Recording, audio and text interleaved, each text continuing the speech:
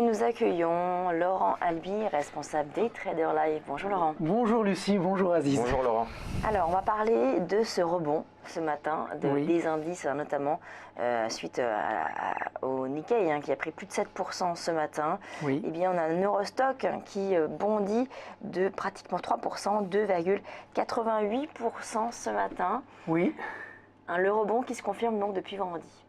Absolument. Alors, on a effectivement donc une petite respiration de marché après le pessimisme fort de ces derniers jours. Il semble qu'on soit un petit peu dans l'œil du cyclone, c'est-à-dire qu'un petit peu de retour à la calmie, avec des actifs qui sont considérés cycliques et donc risqués, qui sont tous en train de rebondir, et les actifs refuges qui sont en train de baisser, avec le gold donc qui reflue, les contrats obligataires qui refluent, et sur le forex, le yen qui est toujours plébiscité quand le retour de la version au risque se fait, est maintenant en train de refaiblir, et donc face au dollar, on a quelque chose qui est intéressant si je zoome un petit peu, parce que regardez, on avait cette ligne de tendance baissière qui a été franchie.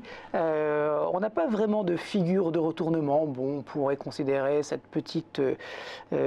petit sursaut comme un triangle ascendant, mais c'est pas très intéressant. On a en tout cas un niveau de résistance ici à 113 yens 0,4 qui était une zone de résistance et qui avait bloqué, qui avait fait obstruction à deux reprises, une fois ici et deux fois ici, et puis ça a été franchi, et on a, en même temps qu'on a franchi cette résistance, Lucie, on a également franchi cette ligne de résistance descendante. Donc on a vraisemblablement un dollar-yen qui est en train de se reprendre, et si on retournait sur cette zone des 113 yens, sur cette petite polarité, on pourrait ouvrir une position longue pour viser dans un premier temps 114,38 ici, qui est, vous le voyez, cette zone de support qui sera évidemment résistance, mais on pourrait peut-être garder un reliquat, peut-être un tiers de la position, et viser la vraie résistance, le vrai objectif, c'est-à-dire ici, sur 115 yens 16. Voilà, donc c'est une idée de trading qui est contrarienne. Elle est culottée parce que vu le contexte actuel, il faut avoir un petit peu de hardiesse pour passer long. Mais je pense qu'on a un petit rebond qui devrait durer 24-48 heures. Donc pourquoi pas, c'est de l'intraday, c'est du petit trading. Donc il faut en profiter de ce rebond. Oui. Donc ça c'était pour l'USD Yen. Oui. Vous, Aziz, c'est un trade que vous feriez. Laurent dit voilà, il faut être culotté. C'est quand même une bonne probabilité que ça se réalise. Ce qui est sûr, c'est qu'on a les éléments graphiques qui plaident pour ce scénario. On a dépassé une résistance, comme l'évoquait Laurent, qui est un scénario d'autant plus renforcé par le dépassement d'une oblique descendante, comme on peut le voir à l'écran. Donc ce qui est intéressant, c'est qu'en plus de ça, on peut avoir, si le pullback venait à se confirmer, un timing assez opportun.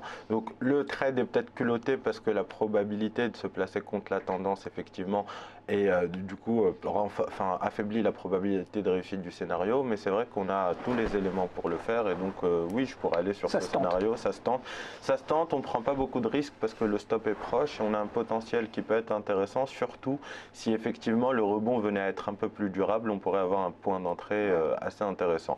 En tout cas, le scénario qui est proposé est pas si risqué que ça, puisque en termes de ratio risque-rendement, on a vraiment un timing qui peut être très intéressant.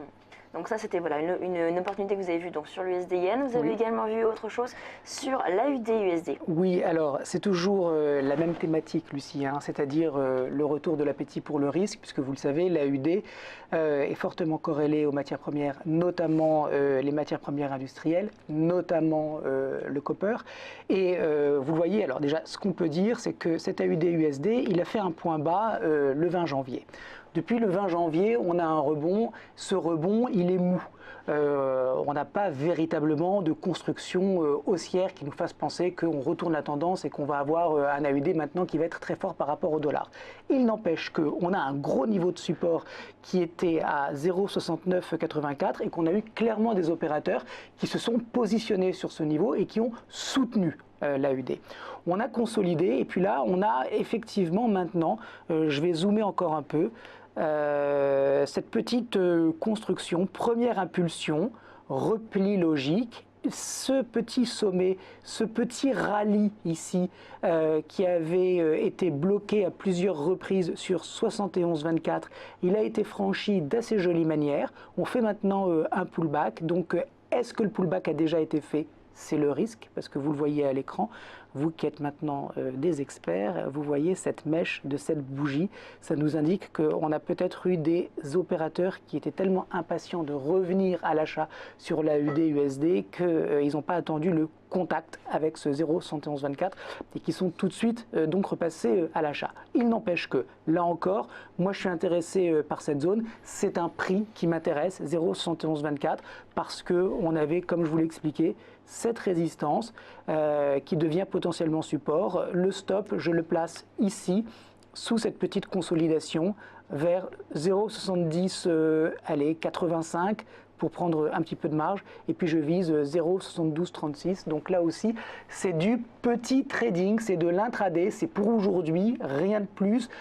Tous les mouvements importants de retournement commencent par des petits retournements en intraday, mais aujourd'hui, on n'a pas les éléments pour affirmer que ça y est, on repart à la hausse. Donc on va être prudent, on va être contrarien mais prudent, avec des cibles qui sont petites mais réalistes. Et voilà. Sur des échéances courtes. Sur des échéances, voilà, c'est vraiment pour la journée, hein. C'est vraiment de l'intraday. Et vous pensez vraiment là qu'on pourrait du coup avoir ce retournement de tendance dont vous parlez? Non.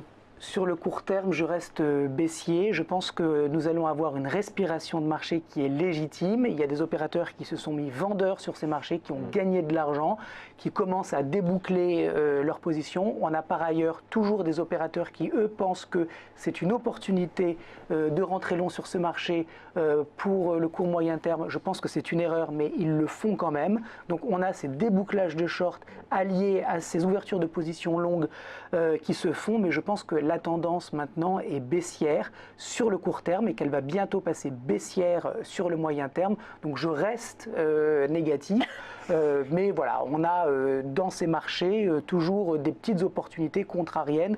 Ce qu'il faut bien comprendre, c'est que quand on est contrarien comme je le suis, il ne faut pas prendre de grande taille et ne pas risquer trop d'argent sur votre portefeuille, bien mettre vos stops, avoir des objectifs qui sont réalistes, donc limités, et puis voilà, hein, c'est un peu du spiel, c'est-à-dire que dans des espaces confinés, on essaye de trouver comme ça des opportunités en étant très réactif, très vigilant et de quelques heures. Donc c'est vraiment pour la journée. C'est vrai que là on a ce rebond depuis vendredi qui se confirme aujourd'hui. Il faut noter que les marchés américains sont fermés. Oui. Et que c'est vrai que les marchés européens ont souvent tendance à suivre un petit peu les Américains. Demain, les marchés américains rouvrent.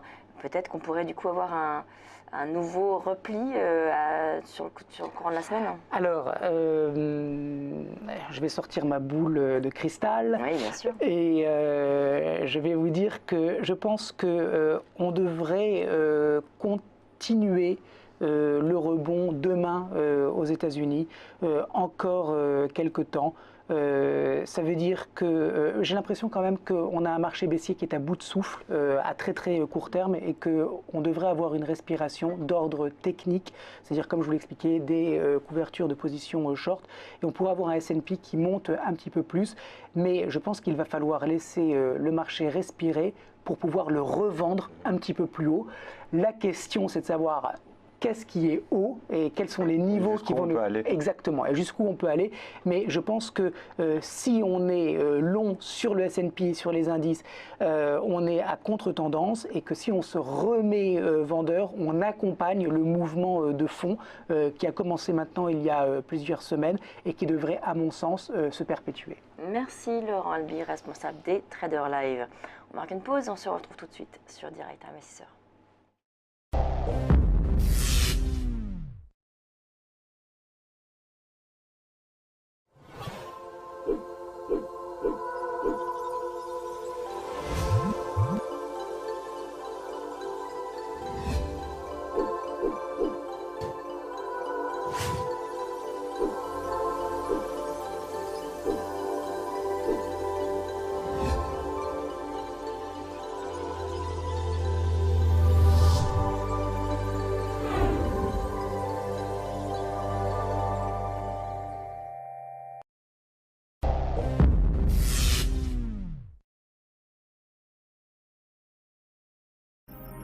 Direct Investisseur vous est présenté par FX Pro.